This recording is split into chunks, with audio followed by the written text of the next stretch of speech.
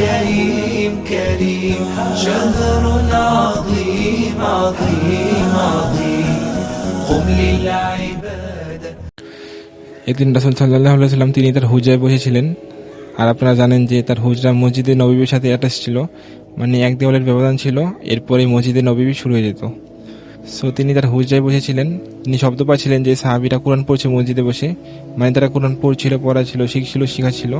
So রাসূল সাল্লাল্লাহু আলাইহি ওয়াসাল্লাম এটা দেখে অনেক খুশি হলেন। এরপরে তিনি যখন তার হুজরা থেকে বের হয়ে মসজিদে গেলেন, দেন তিনি দেখতে পেলেন যে তারা কোরআন শিখছিল, শেখাচ্ছিল।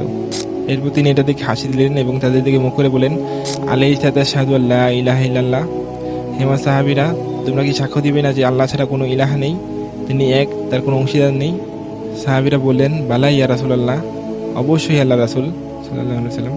এরপর তিনি বললেন, ওয়া আন্নী রাসূলুল্লাহ, এবং তোমরা কি সাক্ষ্য দাও না যে আমি আল্লাহর রাসূল? সাহাবীরা বললেন, বালা ইয়া রাসূলুল্লাহ, অবশ্যই আল্লাহর রাসূল।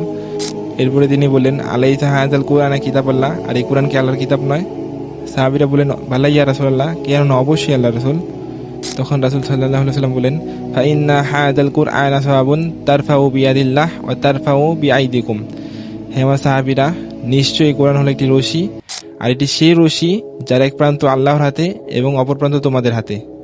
This is the connection. And ফাতামাসসাকু বিহ, অতএব তোমরা একে আঁকড়ে ধরো।